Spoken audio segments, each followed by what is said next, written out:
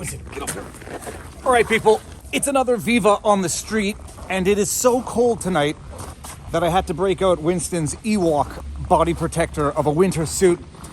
This video, I don't know if it's a red pill or a black pill, but just wait for the punchline, because I'm sure I took a pill, and I'm not sure in which end I took this pill.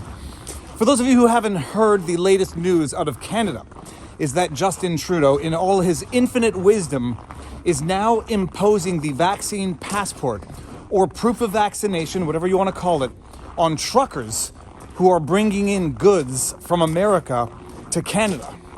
Now, it's not as though there hasn't been problems with the supply chain or foods or products in Canada, because there have been, and what better way to exacerbate that existing problem than by imposing on truckers showing proof of vaccination if they want to bring goods into Canada that Canadians need. Now, Omar Alghabra, who is the Canadian Minister of Transport, this is the same guy, by the way, that over the holidays was tweeting about Santa Claus having clearance to fly around Canada.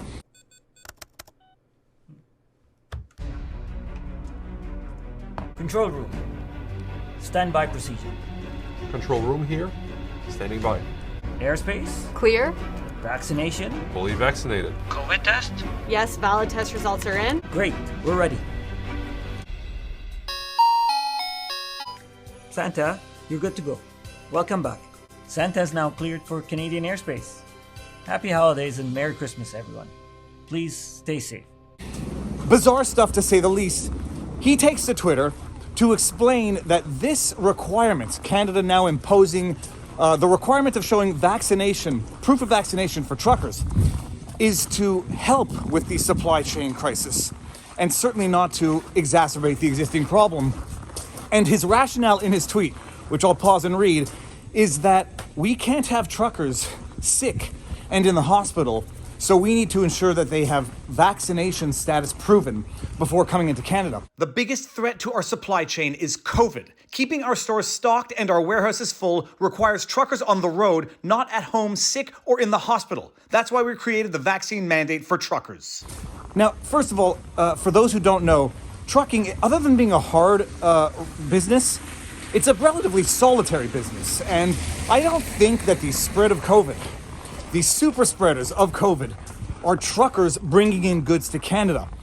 So much so that even the government, in all its idiocy, did not even purport that to be the reason.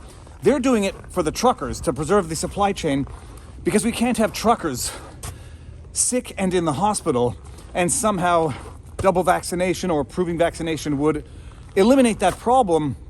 Except as a pure matter of fact, it wouldn't, because we know that even the fully vaccinated can contract and carry the virus, which in and of itself is fine. Okay, vaccination, by all accounts, reduces the severity of symptoms a lot of the time. But it would not prevent them from interrupting the supply chain, because even if you're double vaccinated and become exposed or get ill, you still have to isolate. You still have to take yourself out of the productivity market in order to isolate until your delay is over, whatever the delay is, because from what I understand, it's a shorter isolation delay for the double vaccinated than it is for the unvaccinated. So I take to Twitter to express as much lack of belief in the reason for which they're doing this, and to criticize the policy, because there is a problem. There is a problem with the supply chain, and it's not because of COVID, it's because of the idiotic, unscientific, and arbitrary government response. This, quote, explanation, end quote, literally makes no sense. The vaccine mandate is to keep truckers from being, quote, at home sick, end quote, even though they can get COVID despite being vaccinated, and even if vaccinated, they still need to isolate if they get COVID exposed. You are a pathological liar. So I post a couple of images of bare shelves that were sent to me from someone I trust. They're like family. They're like a brother to me, because it's my brother who sent me a picture of empty shelves in Canadian grocery stores that he himself took, with signs to ration how much people are allowed to take. No more than 2 bottles of oil. Empty shelves as far as the eye can see, and he's not the only one taking these pictures. They're all over social media. And on that subject, I'm on social media, and I notice a tweet, someone I've never heard of, never seen before, who says in the tweet, with a picture of a beautiful, bountiful fruit garden in some grocery store, saying, this is the third grocery store I've been to this week, and they're empty. I mean, look, there's no pumpkins. Blue check mark, Alex Wellstead, just terrible. This is the third grocery store I've been to this week that's been empty. Where are the pumpkins? And then here we have a picture, and there's no pumpkins. Pumpkins are seasonal, by the way, Alex. And I look at the tweet. I have no idea who the person is. I just noticed that they have a blue check mark, as do a lot of people tweeting, questionable things on Twitter. And I respond and I say, look, it's one thing to be sarcastic. It's another thing to be pompous and detached and think that because you don't see the problem, it doesn't exist. It's one thing to be sarcastic. It's another thing to be pompous, ignorant, and absolutely unaware of what is going on around you. But then in reading through the comments, I see people saying, oh, this guy's bio says communications, or it actually says COMMS, which could be communications, could be communist. I don't know. That's a joke that someone said. So I go look at his bio and I retweet, your bio says communications.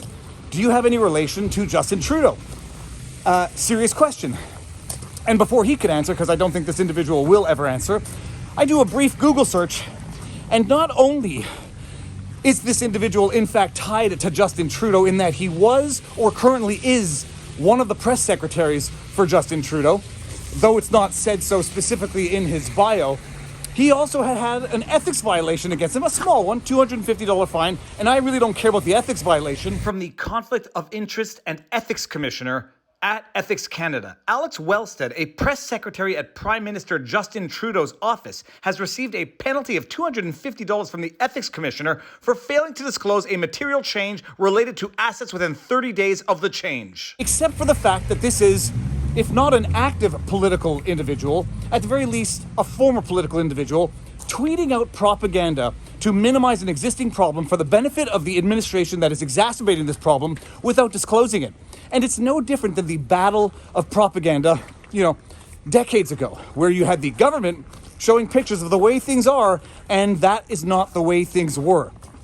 This guy is tweeting out how bountiful these stores are, how much fruits and vegetables are spilling off the shelves, when everyday Canadians know that it is quite a different situation. And this guy, other than being a former or current press secretary for Justin Trudeau, is also apparently, by all accounts, an unethical one. And this is I don't know if it's a red pill, I don't know if it's a black pill, but it is an eye-opening pill. Because when you understand that this is going on, you ask yourself what other games the government is playing.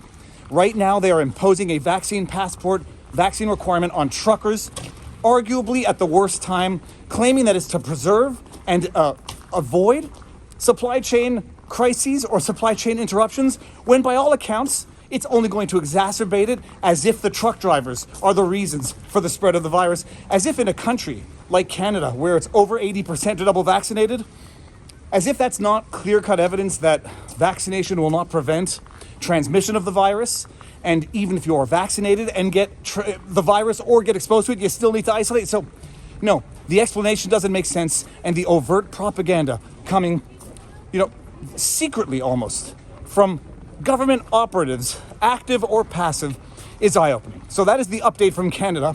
We'll see where this goes. This might hurt Canadians, and it might hurt them a lot.